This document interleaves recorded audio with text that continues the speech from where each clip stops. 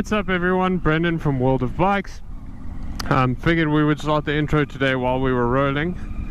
Trying to do a new front-facing camera, see how it goes. So today we have a very special bike, the Honda VFR800. This is the 6th generation version, I believe.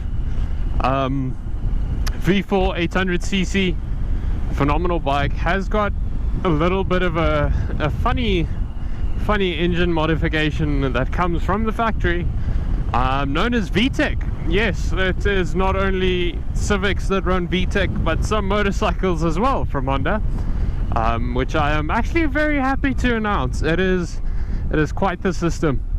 So the VFR800 is known as a sports tourer. That's what they're good at, that's what they like doing. You can definitely feel it's a sports tourer, the way it sits, the way it rides. The power delivery is also very linear until you get to that Vtec region. Other than that, it's very comfortable. The seats is very wide, that I did notice. The specific example does have an aftermarket seat on it, whereas it is a bit different from standard. It's just got a little bit more of a lower back support, if I could call it that. The specific bikes obviously also has the top box, one of those quick release top boxes, as well as the pannier boxes on the sides. So really this bike is completely just kitted out to go touring. Something that I actually really love about the VFR, the specific one with the V4 engine configuration, wait, let's go right here, is the sound. Normally you have to buy Italian, normally you have to buy something that's very expensive and difficult to maintain and unreliable generally. Speaking generally, I'm not hating on Ducati, but that's pretty much what you're looking at if you want to get this kind of brutey, muscly noise from a V4 engine in a motorcycle. Wow, that guy's flying. This specific one, there we go. Another thing I like about it, it's got more than enough pep. It really has more than enough pep. This bike in particular has a full laser exhaust system. I'll try and throw up a image of it here somewhere. Really like what it sounds like. It's loud enough in terms of when you open up the bike a little bit, you can hear it. But when you're cruising on the highway at around 120 kilometers an hour, 130 kilometers an hour, there isn't an uncomfortable drone in your ears or anything. You can actually barely hear it, which has its pros, has its cons. Cons in terms of obviously the people around you can't hear you as well, I believe. However, it's really nice to ride with, especially if you're going to be doing long distance, long hours on a bike. It's not a bike where you'll really need to wear any earplugs unless wind noise bugs you, especially on your helmet. One thing I've noticed on this bike is I do get quite a bit of wind noise in terms of wind hitting my helmet, which I thought was a little bit funny, considering how big the windshield was. But it's not the end of the world. I think a bubble windshield would make a big difference in terms of that. Really just a very comfortable bike, very easy to ride. Obviously I wouldn't give this thing to a beginner. It's just a little bit out of reach.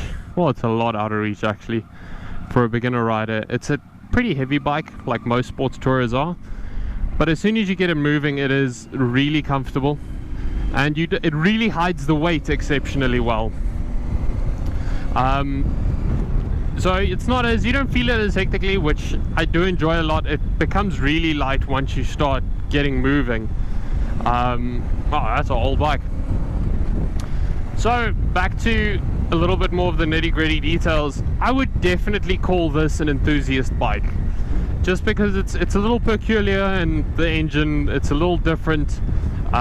This bike, for example, has 4 exhaust tips, which I think looks pretty sick. It looks really different, which I enjoy. It's got a very different noise to your normal sports tourers and that kind of stuff, which I also like quite a bit.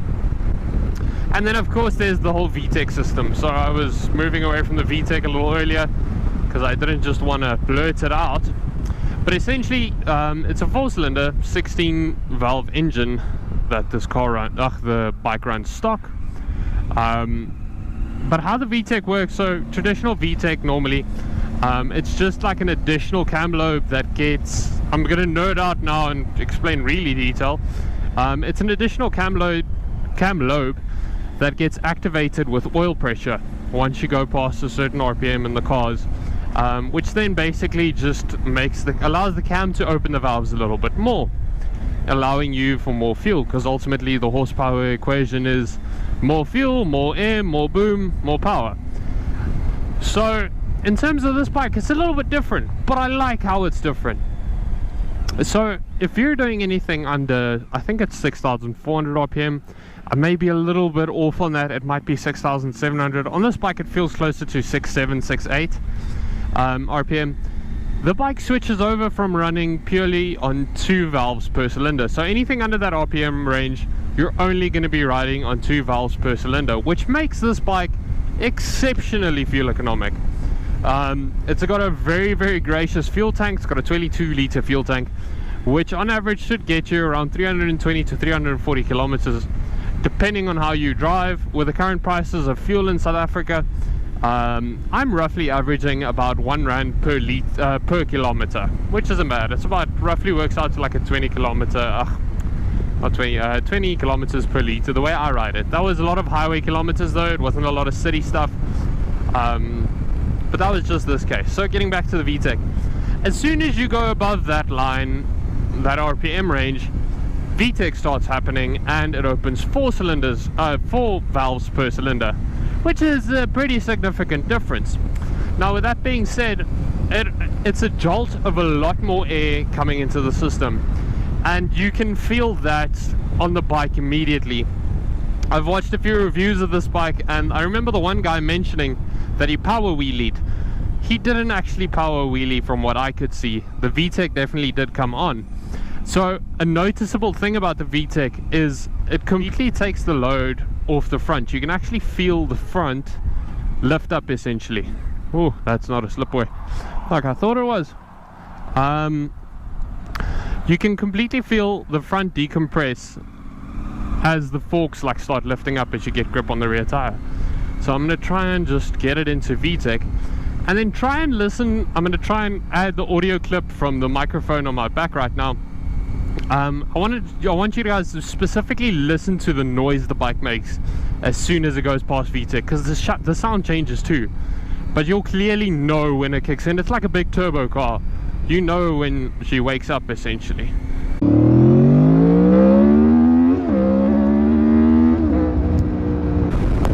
So it's definitely got a significantly more raspy sound once you start going into Vtec, and surprisingly it's not very difficult to get it in and keep it in, especially if you're out riding a little bit to the harder side. Acceleration on this bike is beautiful, but it is like it genuinely gets a second breath after the Vtec kicks in. Getting back to a little bit more details about the bike, it's got twin 3-piston calipers in the front on, I believe, a 290mm disc. Very, very possible to be wrong there, I'm not 100% sure. And then the same type of caliper on the rear with one single 3-piston caliper.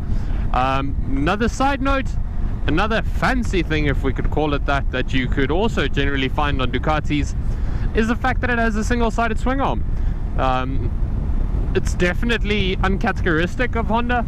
I'm very grateful that they did do it. They kept it from the Gen 5, I believe it was, that also had the single-sided swing arm, and that gives you a really, really nice view of the wheel. It's a very pretty wheel for its time. I do think design-wise this bike still catches eyes today. I wish it was a little bit more aggressive in the front, I will add that. But other than that, it is still relevant, I feel. This is a bike that genuinely, if you added a different ECU on it in terms of giving it rider modes, traction control, doesn't really need wheelie control or anything like that, a little bit of an updated gate cluster, and you've got a modern day superbike or a modern day sports tourer. I really do feel this bike is that good. Yeah, ultimately I believe if you could do a little bit of a suspension tweak, like an electronic suspension that you can adjust through the ECU or something like that, that would also be a really big bonus. Other than that, roughly bike makes 110 horsepower. I believe it's 102 to the rear wheel, which is not very far off of the 2007-2008 CBR 600RR that I reviewed earlier last year. I mean, that bike makes 118 horsepower on 118 or crank horsepower, so you're roughly looking at about 109 horsepower. That's a 10% difference in a bike that costs significantly cheaper and is significantly more comfortable to ride. Now, don't get me wrong, that bike is built to be a track demon and pretty much nothing else. It's not for comfortability. It's there to go as fast as it can around as many corners as it can, whereas this bike is meant to take you the long way home. And trust me, I think if you're going to get on it and you're going to ride it and experience it for what it is, you really are going to want to take the long way home every single time. Fuel economy on it's good. It's really comfortable. The gears are extremely... This guy's driving on the wrong side of the road.